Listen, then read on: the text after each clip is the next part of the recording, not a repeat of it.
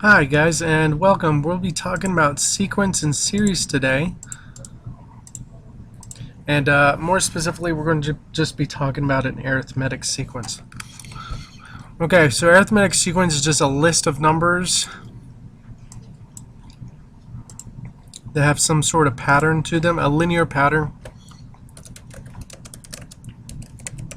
to which you can predict future numbers.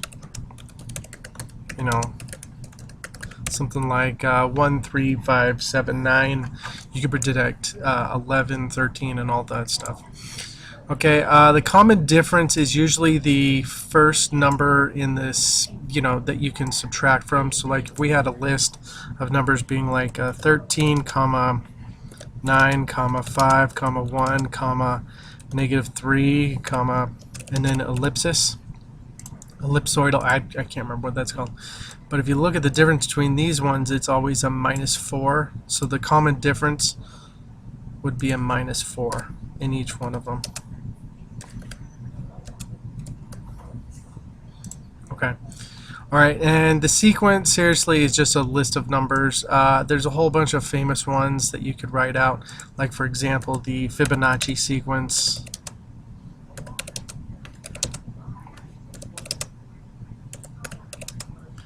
And if you notice, I'm adding the previous ones from right before it.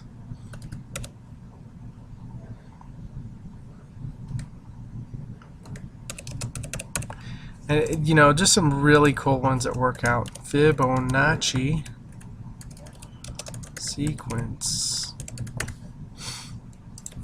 Okay, and then the terms of a sequence, what you could do is you could actually, as long as you know the constant difference, and if you know if it's in arithmetic or sometimes you'll learn this in Algebra 2, a geometric sequence, you can actually find the number, the like 20th term of this sequence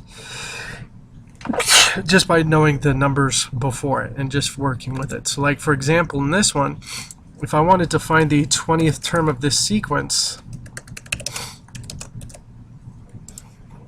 okay, I would seriously just plug it into this formula, 13 plus 20 minus 1 times -4.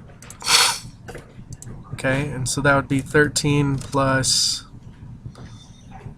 negative 19 times -4. And so that would be 13 plus -76, which would be -63. So that in this sequence, if I were to go 20 more times down in the row, I would sooner or later I would cross -66.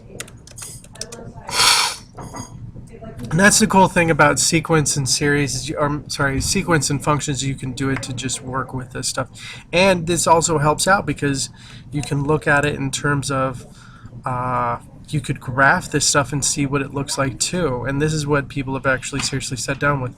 Now, what I usually do is when I see a sequence, I write down like 1 above the first one, 2 above the second one, 3 above the third one, and so on and so on. And then down here I would obviously have the 20th term. So this would just line up. So that would tell me what numbers I plugged in to get these answers. And so I could actually write it out as a table of information and stuff. So I could actually write this stuff out as a table and be able to see it more clearly. So it depends on how you just work with it.